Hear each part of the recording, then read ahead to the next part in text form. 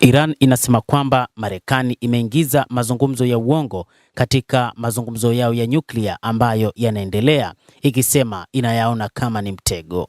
Chanzo hicho kiliripotiwa kuongeza kuwa majibu yaliyotolewa na Marekani pamoja na majibu mafupi na ya jumla ya kupuuza mapendekezo makuu, Marekani inaendelea kubadilisha misimamo yake rasmi katika mazungumzo ya nyuklia inayoendelea nayo na Jamhuri ya Kiislamu ya Iran, afisa mmoja wa Iran aliambia CNN siku ya Jumamosi.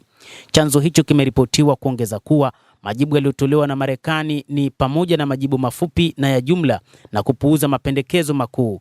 Chanzo hicho kiliambia chombo cha habari cha Marekani kwamba Marekani haikuwa ya kweli katika mazungumzo hayo ambayo yalipangwa kama mtego wa kuvuta hali kwenye mvutano. Hii imesababisha Jamhuri ya Kiislamu ya Iran kudhani kwamba Marekani haitoweza kutoa matokeo yanayotarajiwa katika msamaha wa vikwazo na manufaa ya kiuchumi, afisa huyo ameripoti. Afisa wa Marekani alijibu ripoti hiyo kwa mujibu wa CNN, akibainisha kuwa rais wa Marekani Donald Trump ana nia ya dhati katika kufikia makubaliano ya Iran na amejitolea kabisa kupata makubaliano hayo, lakini Iran inaona ni kama vile wakati huu Marekani imekuwa ya kubadilika ikitoa majibu yasiyokuwa sahihi na yasiyokuwa ya kweli kabisa kutokana na mazungumzo yanayoendelea.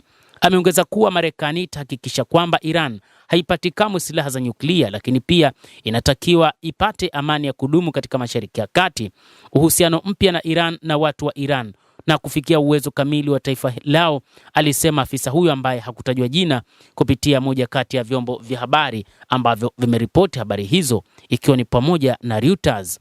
Katika mahojiano yaliyofanywa na channel namba 12 ya serikali ya Israel na kurushwa hewani siku ya Jumamosi, balozi wa Marekani nchini Israel Mike Huckabee alisema hakutakuwa na silaha za nyuklia nchini Iran.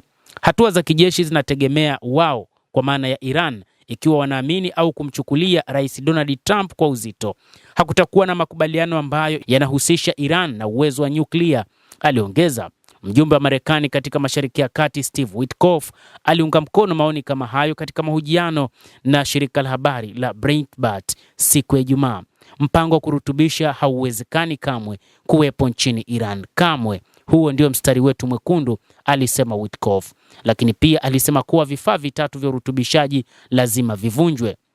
Hata hivyo, waziri wa mambo ya nje wa Iran Abbas Araghchi alisema kwamba ikiwa lengo la Marekani ni kuinyima Teheran kile ilichosema ni haki zake za nyuklia, Teheran haitorudi nyuma kutoka katika haki zao za msingi.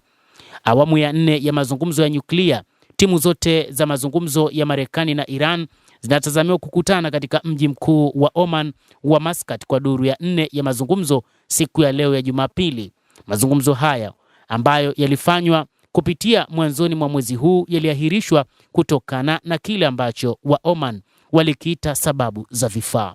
Endelea kutufuatilia, tutakujuza ni nini kinaendelea juu ya mazungumzo kati ya Marekani pamoja na Iran. Naitwa Adam Hussein.